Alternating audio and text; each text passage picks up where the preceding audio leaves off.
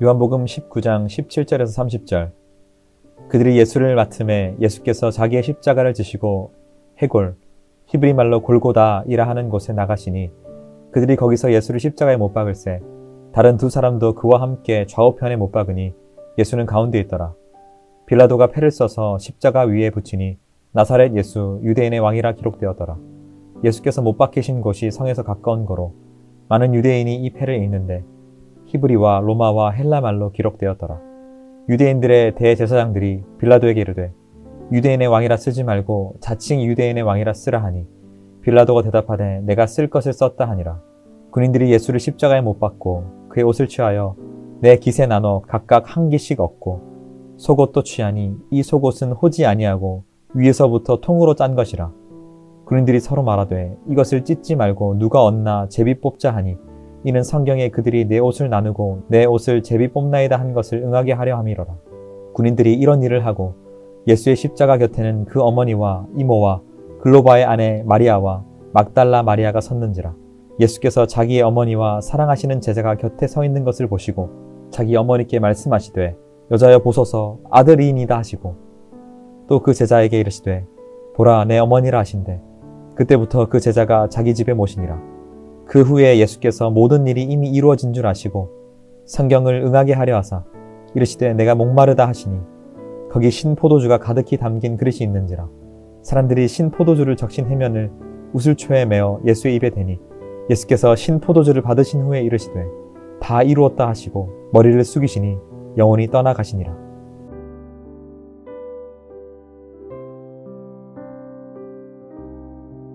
안녕하세요. 창원교를 담임하고 있는 안동철 목사입니다.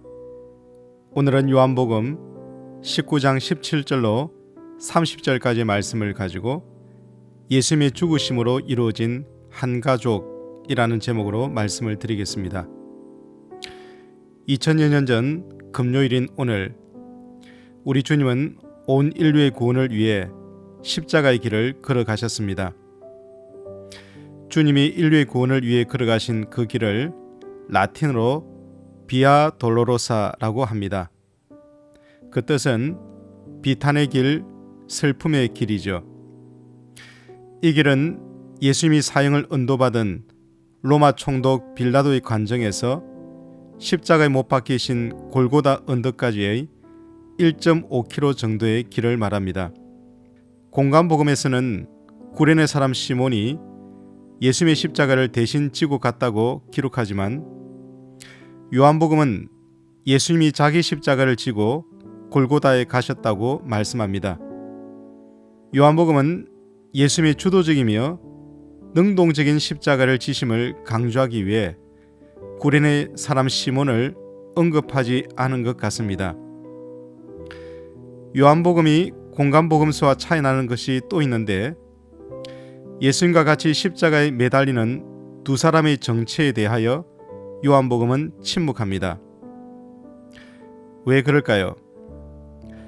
그것은 요한복음은 다른 어떤 것에 초점을 맞추지 않고 예수님 자신에게 초점을 맞추기를 원하는 것이죠. 사도 요한은 오직 예수님께만 집중하였기에 구레네 사람 시몬도 주님 옆에 있던 두 사람에 대해서도 침묵한 것이죠. 주님의 포커스를 맞추고 다른 모든 것을 정리하는 사도 요한의 관점은 많은 것을 묵상하게 합니다. 오늘은 주님이 십자가에 못 박히신 금요일입니다. 우리 주님을 중심으로 생각하고 말하고 행동하는 하루가 되었으면 좋겠습니다. 주님은 드디어 십자가에 매달리십니다. 오전 9시에 못 박히셨는데 십자가형이 끔찍한 사형법이라는 것이 이 형만을 가지고 사람이 즉시 죽지 않는 것에 있습니다. 그래서 십자가에 매달린 사람은 심장마비나 질식, 쇼크 등으로 죽지 십자가형 자체로 죽지는 않는 것입니다. 벌거벗은 몸으로 떼약볕 속에서 예수님의 몸속의 피가 점점 빠져나가고 그의 몸에는 수분이 부족하였을 것입니다. 마침내 주님은 산소가 부족하여 호흡곤란을 느끼셨을 것입니다. 주님이 왜 이런 고난을 당하셨나요? 바로 우리의 죄, 아니 나의 죄 때문입니다. 그날 빌라도가 써붙인 표에는 나사렛 예수 유대인의 왕이라는 예수님의 이름과 칭호가 붙어 있었습니다. 히브리어와 로마어, 헬라어로 기록되었습니다. 빌라도는 유대인의 만류에도 불구하고 예수님이 왕이라는 것을 밝혔습니다. 대제사장들이 자칭 유대인의 왕이라 그렇게 쓰라고 했지만 빌라도는 그들의 요구를 거절하고 유대인의 왕을 고집했습니다. 사탄이 주님의 구속의 길을 막으려고 하지만 그러나 역사는 주님의 뜻하신 대로 움직입니다. 주님은 유대인의 왕일 뿐만 아니라 나의 왕이십니다.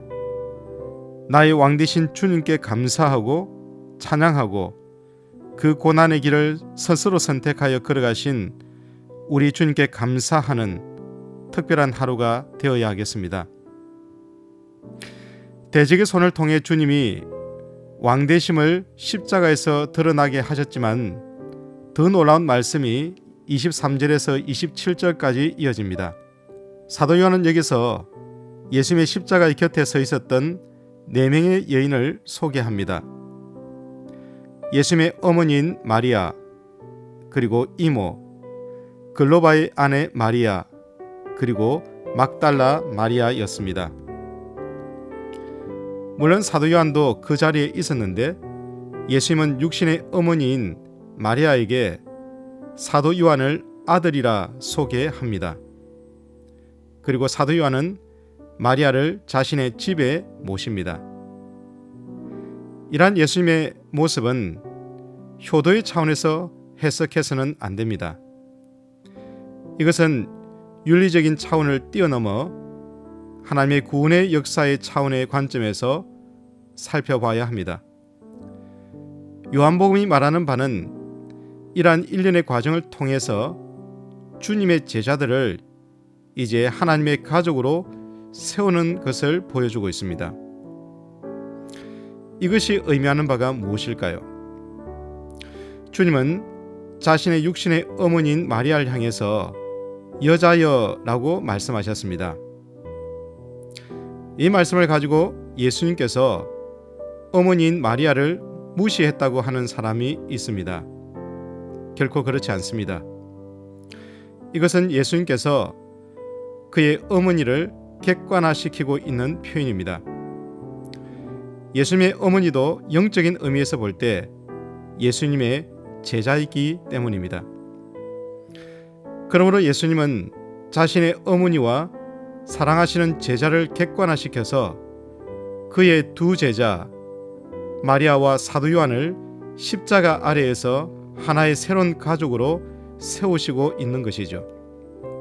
요한복음의 중요한 주제 중 하나가 교회론인데 조금 쉽게 말하면 하나님의 가족입니다.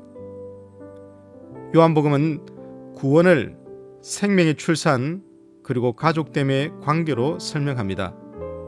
그리하여 구원받은 사람과 그렇지 못한 사람을 하나님의 자녀와 마귀의 자녀로 구분하죠.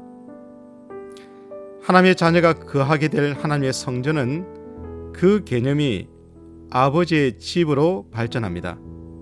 그리고 마침내 예수님은 십자가상에서 그의 어머니와 사랑하시는 제자의 가족됨을 선언하시는 것이죠. 그리고 부활 후에는 예수님께서 그의 제자들을 그의 형제라고 부르심으로 하나님의 가족이 완성되었음을 보여줍니다. 한마디로 요약하면 신자의 구원은 단순히 예수 믿고 천국 가는 것으로 끝나는 것이 아닌 하나님의 자녀로 태어나는 것이고 하나님의 가족, 즉 하나님의 교회의 새로운 일원이 되는 것을 말하는 것이죠. 우리는 예수 그리스도 안에서 한 가족이 되었습니다.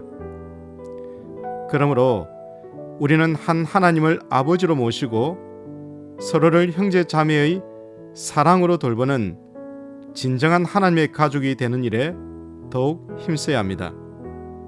바로 이것이 교회입니다. 교회 외에 이런 공동체는 없습니다. 우리는 인간의 피로는 피 한 방울도 섞이지 않았지만 그리스도의 피로 한 가족이 되었습니다. 그래서 피를 나눈 형제 자매보다 더욱더 가까울 때가 얼마나 많이 있습니까? 가족도 이렇게 자주 만나지는 않을 것이죠. 내 옆에 있는 한 분 한 분을 나의 영적인 가족인 것을 결코 잊지 마십시오. 이런 생각이 있을 때 우리의 신앙생활은 복이 넘치게 될 것입니다. 교회 일도 그렇습니다. 교회를 섬기는 것이 바로 내 가족을 섬기는 것입니다. 주님의 죽으심으로 이루어진 한 가족됨의 의미가 우리 모든 성도들의 삶에 충만하게 나타나시기를 주님의 이름으로 축복합니다. 오늘도 복된 하루, 주님께서 우리를 위하여 구원의 길을 걸어가신 그 십자가를 묵상하고 오늘도 하나님이 주신 놀라운 은혜와 평강 가운데 감사함이 넘치시는 복된 성금요일 되시기를 바랍니다. 감사합니다.